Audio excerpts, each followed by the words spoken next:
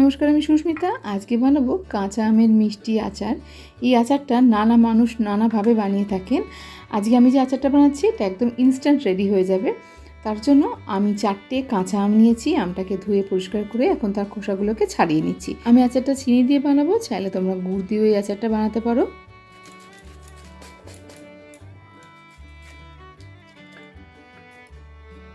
ছোট ছোট টুকরো করে আমগুলোকে কেটে নিচ্ছি, তবে খুব ছোট করব না, তাহলে একদম গলে যাবে।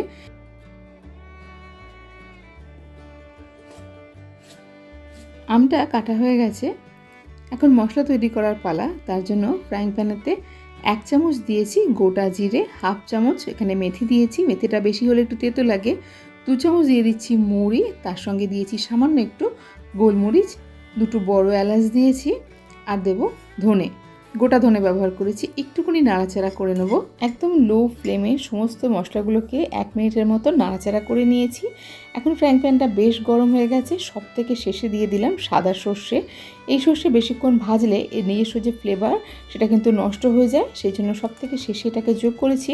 অল্প একটু নাড়াচাড়া করে গ্যাসটাকে বন্ধ করে দিয়েছি, অন্য একটা পাত্রে ট্রান্সফার করে দিলাম।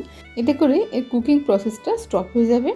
এখন একটা পাত্রে নিয়েছি 1 চামচের মতো সর্ষের তেল। আমি সর্ষের তেলে রান্না করছি, চাইলে তোমরা সাদা তেল ব্যবহার করতে পারো। দিয়েছি 1 চামচ কালো জিরে। এখন সমস্ত আমটা দিয়ে 1 চামচ দিয়ে দিচ্ছি নুন, সাদা নুন, আর তার সঙ্গে 1 চামচ দিয়ে দিচ্ছি বিট নুন। আচার বা চাটনিতে এই বিট নুনটা খুবই ভালো লাগে। একটু নাড়াচাড়া করে নিচ্ছি। এই রান্নাটা স্টিল বা কোনো ননস্টিক পাত্রে রান্না করলে সব থেকে ভালো হয়।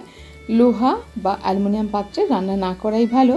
সমস্ত কিছুকে মিশিয়ে মিনিট 2 ঢাকা দিয়ে রাখবো। এখন মশলাটা গুঁড়িয়ে নিচ্ছি। এই মশলাটা বানিয়ে তোমরা স্টোর করতেও পারো, অন্য যে কোনো আচার বানানোর সময় এটা ব্যবহার করতে পারবে, বা আলু তরকারিতে দিলেও ভালো লাগে। এখানে আমটা কিন্তু বেশ সফট হয়ে গেছে। একটু খুন্তি দিয়ে দেখে নেব আমটা ভেঙে যাচ্ছে কি না। দেখো আমটা কিন্তু একদম সফট হয়ে গেছে। এখন এর মধ্যে হলুদ দিচ্ছি, সামান্য একটু দেবো কাশ্মীরি লঙ্কার গুঁড়ো, আর তার সঙ্গে দেবো 1 কাপ চিনি। মিষ্টিটা তোমরা তোমাদের স্বাদ অনুযায়ী অ্যাড করতে পারো। আরও যদি মিষ্টি দিতে চাও তাহলেও দিতে পারো। আমি এখানে 1 কাপ চিনি দিয়েছি 4টে আমের জন্য। আর এখানে ভাজা মশলাটাও দিয়ে দিচ্ছি, 2 চামচ দিয়েছি ভাজা মশলাটা। এখন ভালো করে সব কিছুকে নাড়িয়ে চাড়িয়ে মিক্স করে দেবো, আর তার সঙ্গে দেবো 1 চামচের মতো জল। এখন সমস্ত মশলার সঙ্গে আমটা বেশ কিছুক্ষণ রান্না হবে। আস্তে আস্তে দেখবে আমটা ট্রান্সপারেন্ট হয়ে গেছে, আচারের কালারটাও কিন্তু চেঞ্জ হয়ে যাবে। এখন কিন্তু আচারের কালারটা একদম ডার্ক হয়ে গেছে। হাত দিয়ে একটু চেক করে দেখে নিতে হবে যে জেলি মতো তৈরি হচ্ছে নাকি। এ দেখো একটা হালকা তার তৈরি হচ্ছে। এ দেখো, যখন দেখবে এরকম একটা সরু সুতোর মতো টেক্সচার চলে আসছে চাটনিতে, তখন বুঝবে রান্নাটা একদমই হয়ে গেছে। এখন গ্যাসটাকে বন্ধ করে দিয়েছি, ঠান্ডা করে নেবো এই আচারটাকে। একবার বানিয়ে অনেক দিন পর্যন্ত খাওয়া যায় এই আচারটা। তবে ব্যবহারের সময় প্রত্যেকবার চামচটাকে ক্লিন ব্যবহার করতে হবে। ফ্রিজে রাখতেই হবে তার কোনো মানে নেই। ভাত, রুটি বা পরোটা সবের সঙ্গে দারুণ লাগে এই আচারটা।